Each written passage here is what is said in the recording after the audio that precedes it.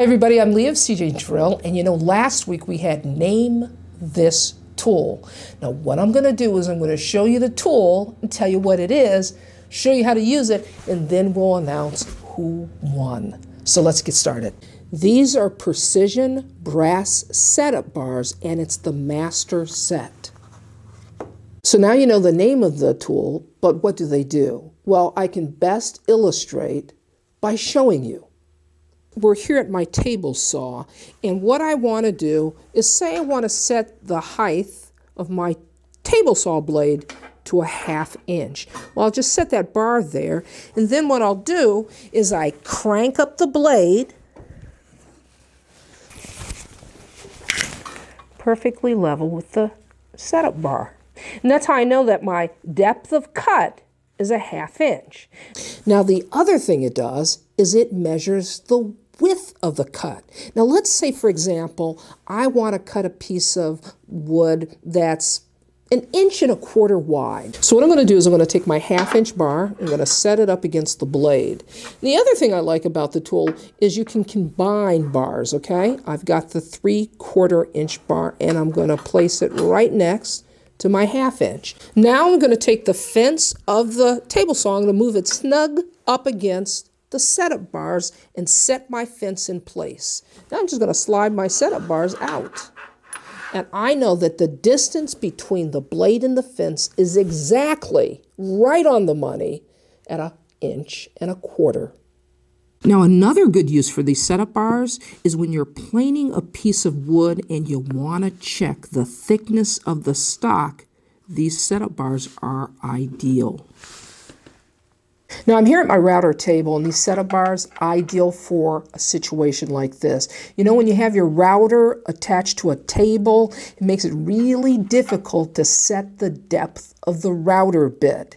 So I've got a 1/4 inch bar here. I'm going to just set that up against my bit, okay?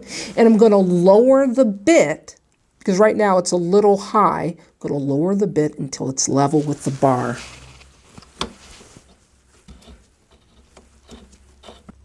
That's it. It's perfectly aligned. Now I know that my depth of cut is going to be precisely 1/4 inch. Okay, so now I've taken the router bit out of the router because I want you to get a good visual so you'll be able to see exactly what I'm talking about. Remember I said it measures the depth of cut? Well, it also measures the width of the cut. Now the width of this bearing helps to determine the width of the cut. Right now the bearing is set so the cut is at 3/8 inch. Now the one thing about router bits with bearings on them is you can swap this bearing out. Maybe you want to cut that's a little more shallow. So you swap that bearing out. These setup bars, they enable you to get the width of cut that you want. Now, if you want to check out these setup bars for yourself, I'll place a link in the description below.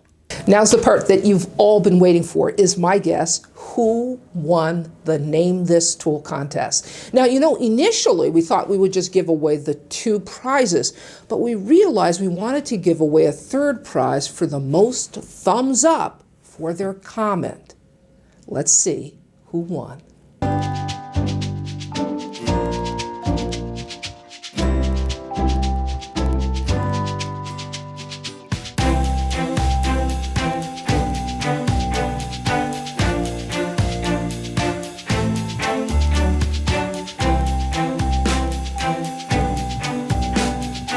Now, if you were one of the lucky winners, just shoot me an email with your contact information.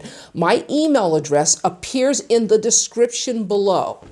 Now, I got to tell you before we go, we had a lot of correct answers for that tool. And I got to tell you, next time, I'm going to make it a lot more difficult. This is Leah saying you can do this. See you next time.